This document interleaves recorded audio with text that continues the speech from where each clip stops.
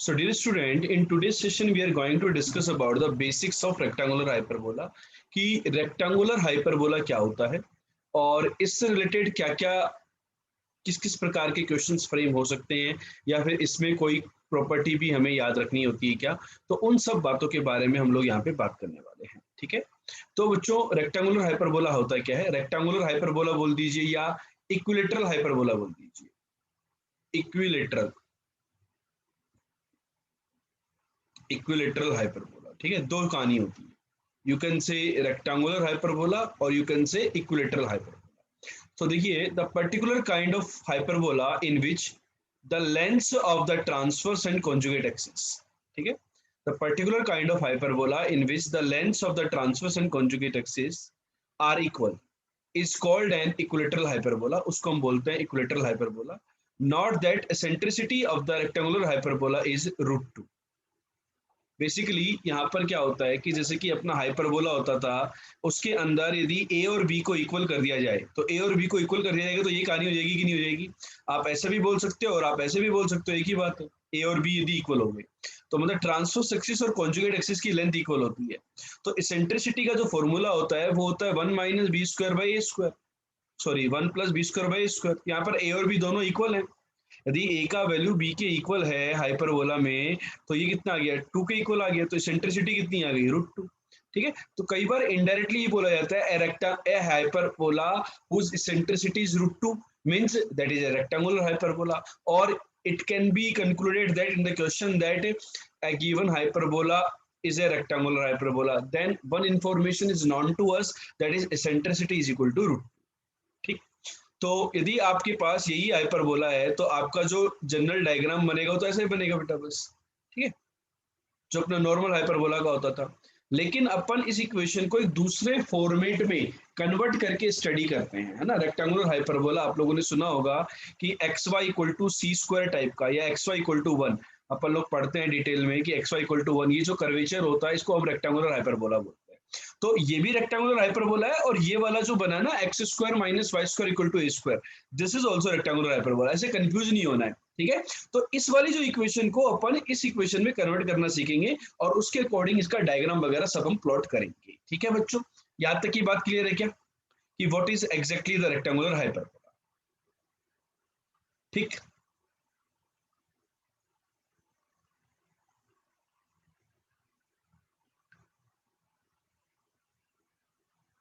चलो, तो देखो, ये जो हाइपरबोला आया था x² - y² = a²,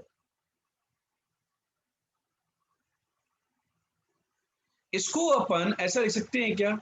x + y, ध्यान से समझना, परपेंडिकुलर फॉर्मेट में मैंने इसको √2 से डिवाइड कर दिया, x - y/√2, and right hand side is a/√2 का होल स्क्वायर। इसमें किसी को तकलीफ? x + y/√2 को कैपिटल X बोल दें, इसको कैपिटल Y बोल दें और इसको C बोल दें, तो ये xy = c² फॉर्मेट बन गई कि नहीं बन गई? तो x² - y² = a² को xy = c² फॉर्मेट में किस तरीके से कन्वर्ट किया जाता है, ये बात क्लियर हुई आपको? डायग्राम में ये कन्वर्जन किस प्रकार का होगा उसको भी समझते हैं हम लोग। ये अपनी है बच्चों x axis, that is y = 0, and this is y axis, that is x = 0। ये बात क्लियर है आपको, है कि नहीं बात क्लियर? अब यहां पर आप देखो, थोड़ा सा गौर से देखो, यहां पर आपके पास एक टेंजेंट सॉरी एक लाइन है जो कि ओरिजिन से पास कर रही है y = x, और you can say x - y = 0, and here we have another line y = -x। सभी बच्चों की बात क्लियर है क्या? y = -x और y = x, ठीक है। ये लाइन जो होती हैं ये इस कर्व की एजम्प्टोड्स होती हैं। कुछ लोगों को यहाँ पर एजम्प्टोड्स का आइडिया होगा, कुछ लोगों को एजम्प्टोड्स का आइडिया नहीं होगा। तो मैं आपको बता दूं, देखो, यदि आपने एजम्प्टोड्स नहीं पढ़ी हुई डिटेल के अंदर, तो मैं बता दूं कि ये जो लाइन एजम्प्टोड्स जो होती हैं वो बेसिकली क्या होती हैं? एक ऐसी लाइन जो कि कर्व को इनफाइनाइट पे जाकर के टच करती हैं, ऐसी लाइन जो कि कर्व को इनफाइनाइट पे जाकर के टच करती है। लेट्स से ये अपना कर्व है, ठीक है, तो इन्फिनिटी पे क्या होता है बेसिकली? ऐसे पैरेलल, इसके साथ साथ पैरेलल चली जाती है, ऐसे ऐसे ऐसे ऐसे ऐसे पैरेलल। जैसे यहाँ पर भी आप थोड़ा सा इसको दोबारा बोल, मतलब इनफाइनाइट पे जाकर के टच करती हैं, ऐसी लाइंस को हम लोग बोलते हैं एसिम्पटोट। ठीक है, तो बात क्लियर हुई। तो ये जो अपना था सिस्टम पूरा का पूरा, भाई x square minus y square equal to a square को मैंने यहाँ पे प्लॉट किया, इसमें किसी को तो कोई तकलीफ तो नहीं है ना। ठीक है, अब जब आपके पास ये सिस्टम दिख गया आपको, अब आप देखो ये वाली जो लाइन है ये वाई इक्वल टू एक्स, ये जो एंगल है ये 45 डिग्री। ठीक है, अब आप एक काम कीजिए दोस्तों, इस कंप्लीट सिस्टम को आप 45 डिग्री से रोटेट कीजिए, इधर रोटेट करते 45 डिग्री, तो वाई एक्सिस बेसिकली ये बन गई ना, वाई माइनस एक्स वाली लाइन, तो एक तरीके से ये वाई एक्सिस बन गई और ये एक्स एक्सिस बन जाएगी, मतलब रोटेशन कर दो। तो रोटेशन करने पर आपका जो ग्राफ है वो भी चेंज हो गया, भाई आपका रोटेशन करने पर ये ग्राफ इधर शिफ्ट हो गई कि नहीं हो गई? बच्चों बताओ, ग्राफिंग शिफ्टिंग हो रही कि नहीं हो रही?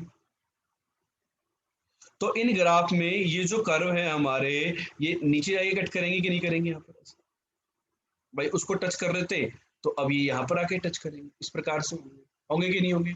तो ये जो शिफ्टिंग मतलब रोटेशन करने से ऐसा हुआ।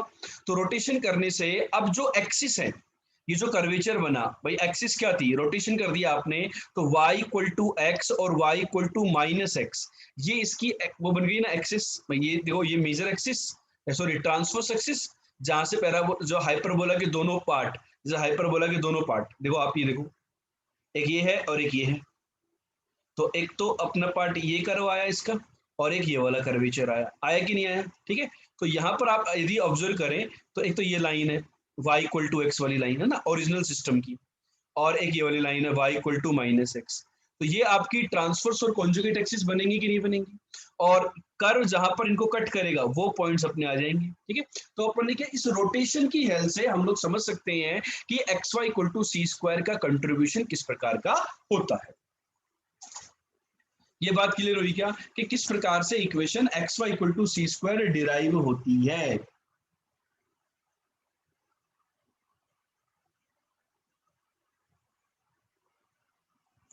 ठीक है, तो बच्चों मुझे ये बताइए सब लोग, अब यदि मैं आपको small x Y equal to C square यदि ये दे दूं कर, तो इसका ग्राफ ये होता है, इसका ग्राफ ये होता है। ठीक है, तो इसके इसमें इसकी यदि मैं एजम्पटोड्स की बात करूं कि भाई इसकी एजम्पटोड्स क्या होंगी,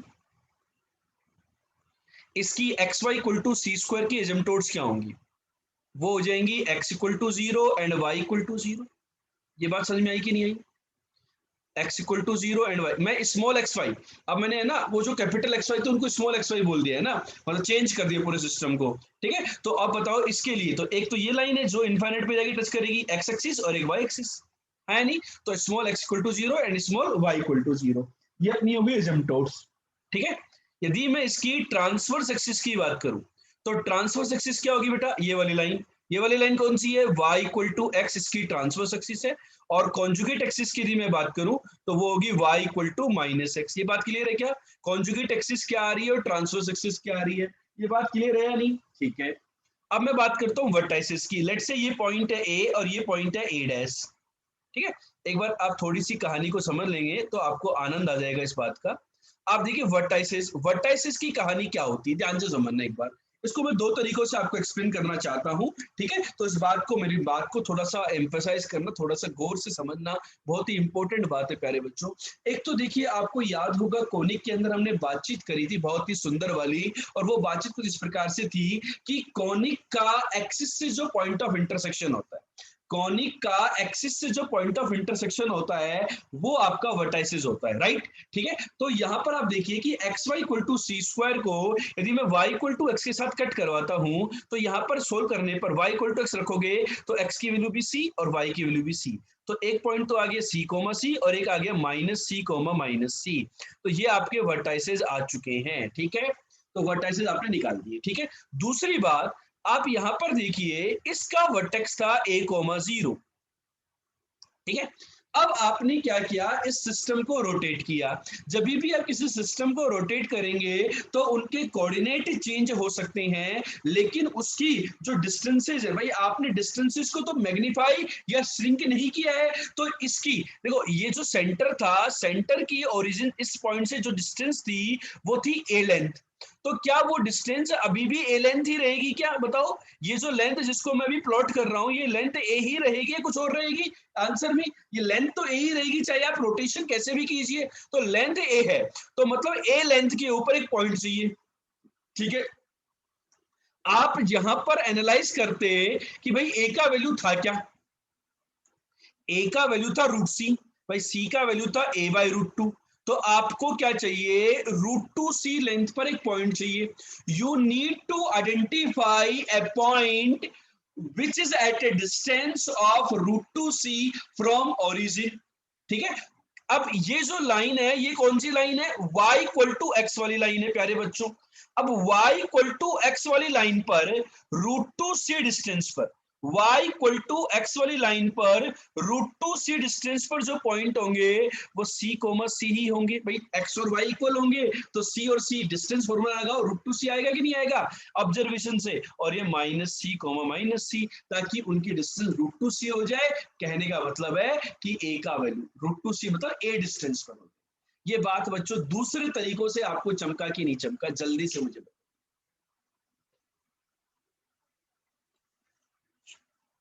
आनंद आया कि नहीं आया, एवरीवन टेल मी।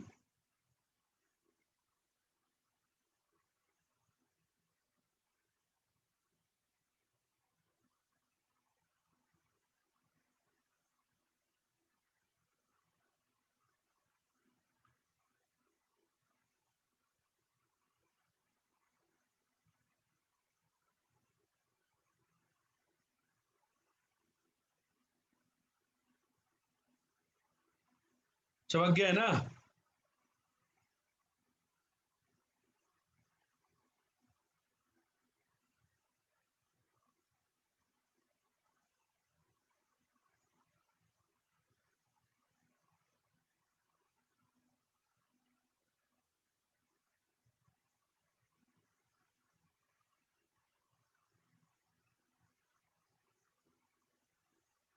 चलो,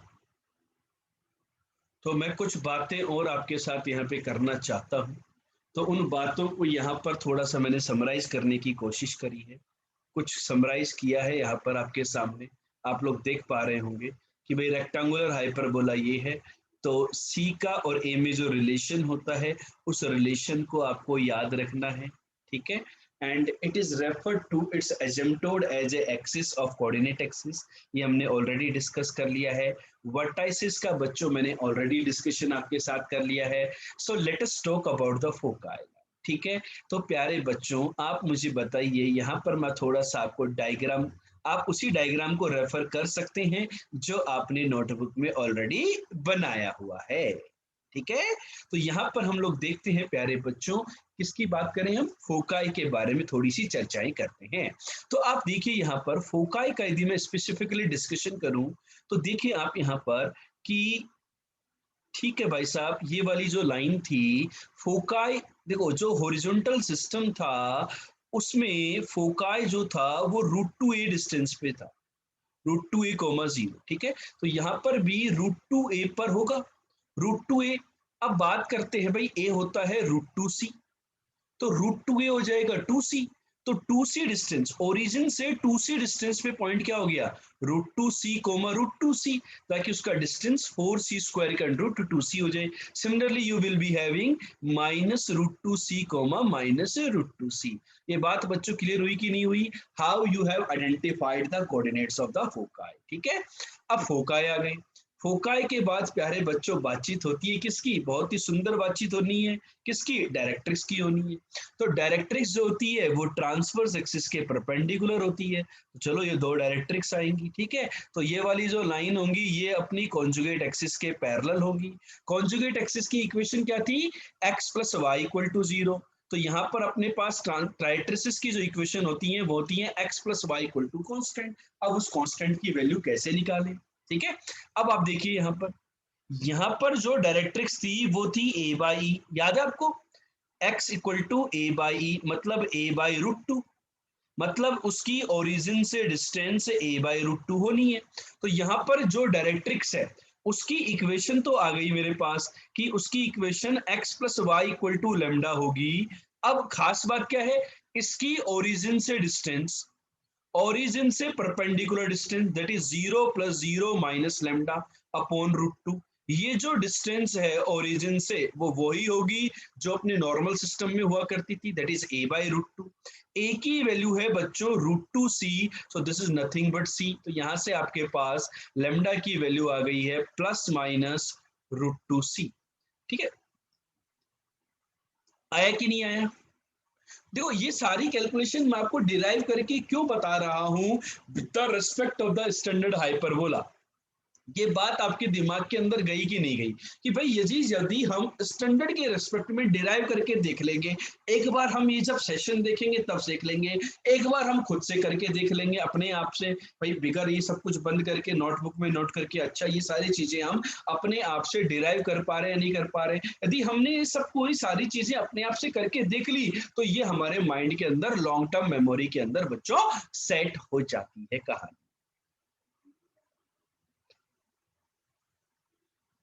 ओके,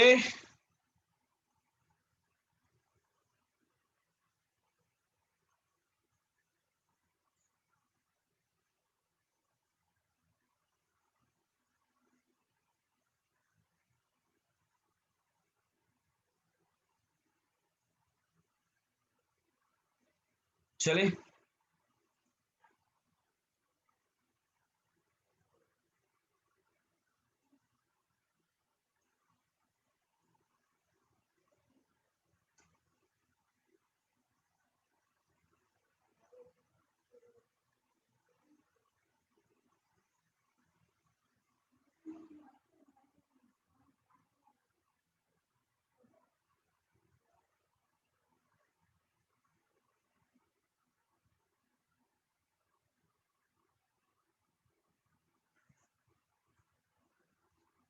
ठीक है, now let's discussion is length of latus rectum.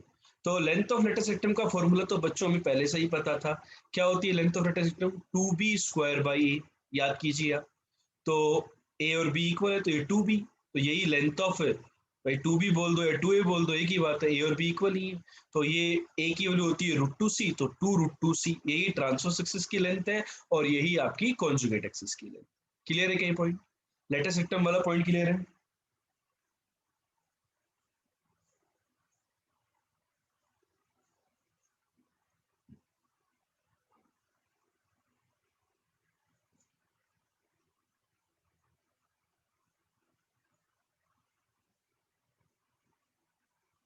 Okay, so next one is the parametric equation. Next one is the parametric equation. कि parametric equation क्या होती है?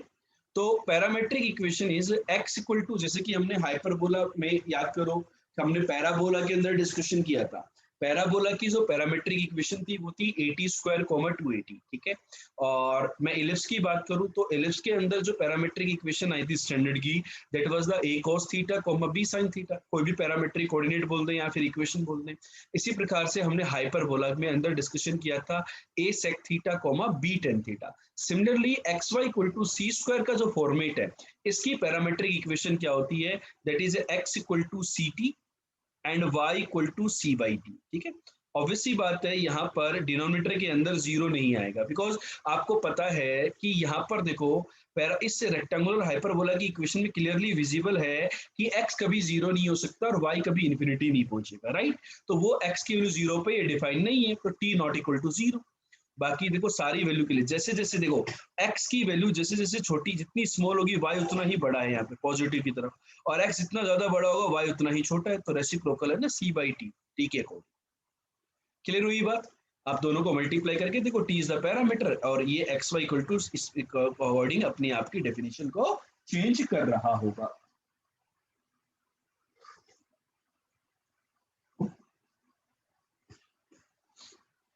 ठीक है, तो बच्चों यहाँ पर आपको जो सारी बातें इस पर्टिकुलर पेज पे नजर आ रही हैं, ये सारी की सारी बातें आपको याद होनी चाहिए if you want to make rectangular hyperbola strong. ठीक है, रेक्टेंगुलर हाइपरबोला को स्ट्रॉन्ग बनाना है, बिल्कुल जबरदस्त बनाना है, तो आपको ये सारी की सारी बातें याद रखनी।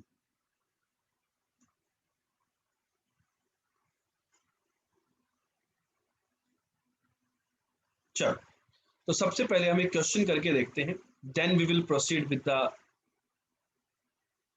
नेक्स्ट प्रॉपर्टीज और the tangent, normal, etcetera of the rectangular hyperbola. ठीक है, तो ये क्वेश्चन अभी सभी प्यारे बच्चे करके देखें। A triangle has its vertices on a rectangular hyperbola. Prove that the orthocenter of the triangle also lies on the same hyperbola.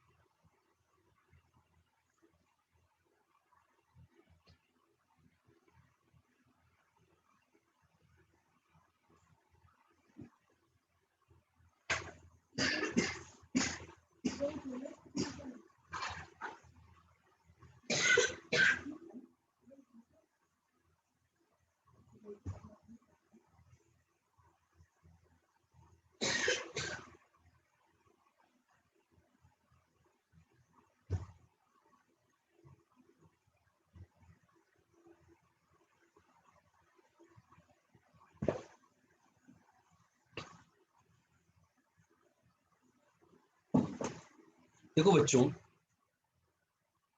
triangle has vertices on a rectangular hyperbola. So let's say the xy equal to c square is our rectangular hyperbola.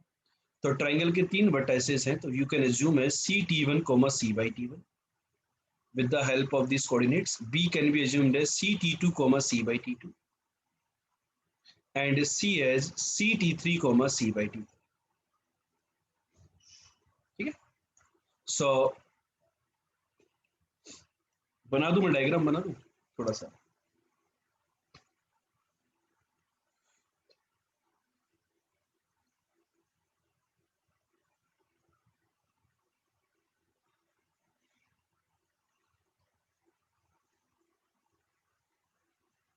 तो कुछ ऐसा देख लेते हैं।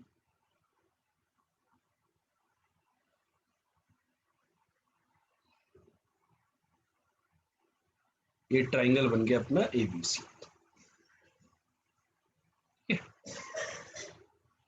Now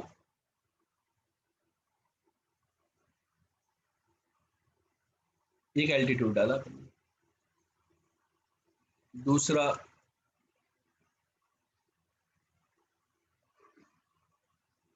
altitude इससे डाला,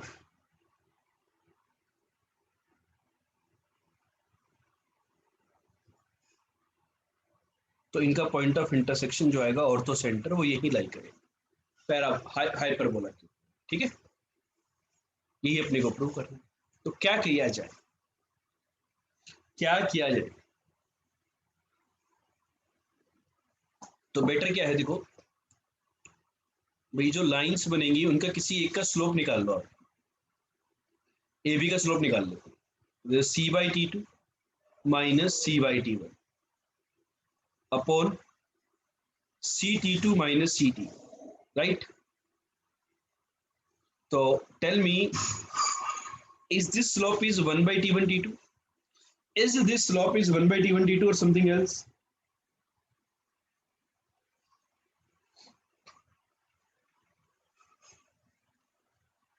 It's a minus 1 by t1 t2, right? t1 minus t2, तो नीचे से नेगेटिव आएगा, तो माइनस 1 by t1। ठीक है, तो यहां पर देखो ऑर्थो सेंटर, ऑर्थो सेंटर क्या होता था? Ortho centre is point of intersection of altitudes. ठीक है, तो मैंने जैसे ए बी का स्लोप निकाल लिया ना, ए बी का स्लोप मैं काम में नहीं लेने वाला वैसे यहाँ पर। मैं एक तो एल्टीट्यूड ए से डाल रहा हूँ बी सी के ऊपर, आप ए बी पे भी डाल सकते हो सी से, भाई ऐसे डाल दिया अपने एल्टीट्यूड यहाँ पर, ठीक है। तो ये कट तो यहीं पे करेंगे, एच उनका पॉइंट ऑफ कॉन्करेंसी एच ही होगा, ठीक है। तो अपन ने ये लिख लिया भाई ए बी का स्लोप है, तो आप चाहें तो बी सी का स्लोप भी लिख सकते हैं इसकी हेल्प से symmetrically. Slope of b c will be minus 1/T2 T3, slope of c a will be -1/T3 T, right. तो इस प्रकार के फॉर्मेट से हम लोग बातचीत कर सकते हैं। तो देखो मैंने क्या किया, equation of a h means altitude perpendicular to b c, altitude perpendicular to BC, so it will pass through the A point. A point was C T1 comma C by T1. तो y minus C by T1 equal to slope. तो BC का slope minus T1 by T2 T3 था, तो perpendicular का slope हो जाएगा T2 T3 into x minus C T1. So dear student, is this point clear to everybody? Let's identify the equation of BH.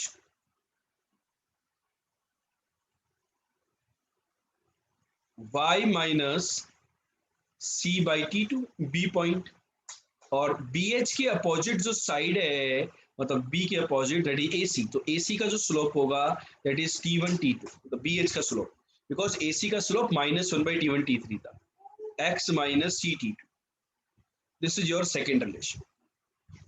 इन दोनों relation को solve करके आप x, y निकाल लीजिए, दैट इज योर ऑर्थोसेंटर। करें, कैलकुलेट करें, फटाफट से कैलकुलेट करें।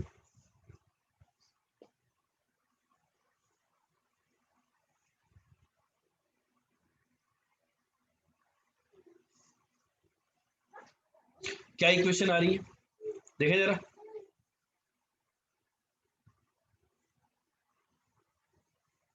बम बम बोले। 1 में से 2 को माइनस कर दें, y खत्म हो जाएगा, कुछ बच्चे बोल रहे हैं, ठीक है कर देते माइनस। तो C/T2 minus C/T1 equal to,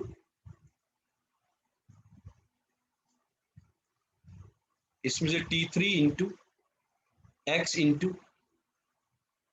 T2 minus T1, minus जो कांस्टेंट टर्म आएगा that is C T1 T2 T3 C T1 T2 T3, वो माइनस हो गया, खत्म हो गया। तो T1 माइनस T2 तो कैंसिल हो जाएगा, minus C upon T1 T2 T3। मेरा तो ये आ रहा है, आप लोग बताओ क्या आ रहा है, एक्स कोऑर्डिनेट ये आएगा। अब ये एक्स कोऑर्डिनेट आ गया, तो वाई कोऑर्डिनेट निकाल लेते, C/T1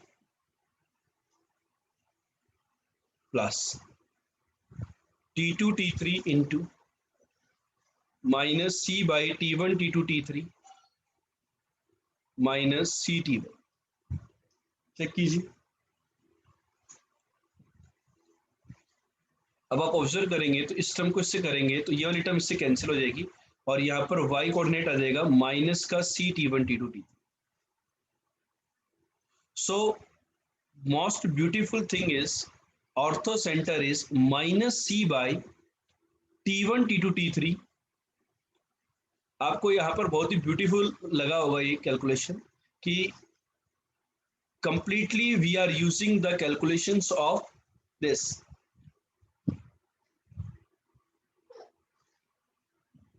parametric form of the hyperbola.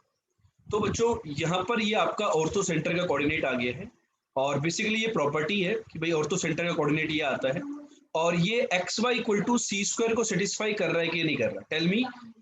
ये अपना जो ओरिजिनल हाइपरबोला है उसको सेटिस्फाई कर रहा है कि नहीं कर रहा, सेटिस्फाई करा के देखिए इसको। x की जगह minus C/T1 T2 T3 put कीजिए, और y की जगह पुट कीजिए minus C T1 T2 T3, और उसको सेटिस्फाई कर रहा है, that means this is our desired hyper.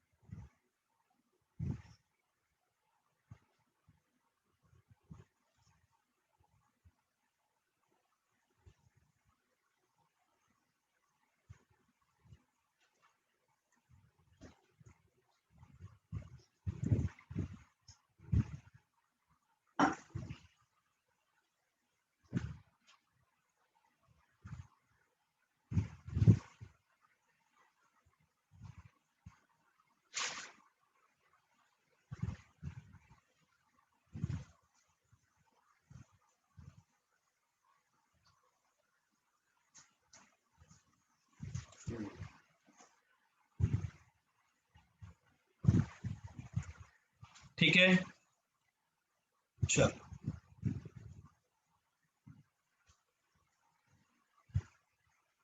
चले।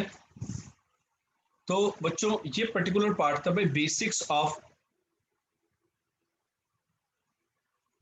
रेक्टेंगुलर हाइपरबोला, और उससे रिलेटेड एक क्वेश्चन हमने यहाँ पे करके देखा है। ठीक है, तो आई होप ये पार्ट 1 आपको क्लियर हो गया होगा।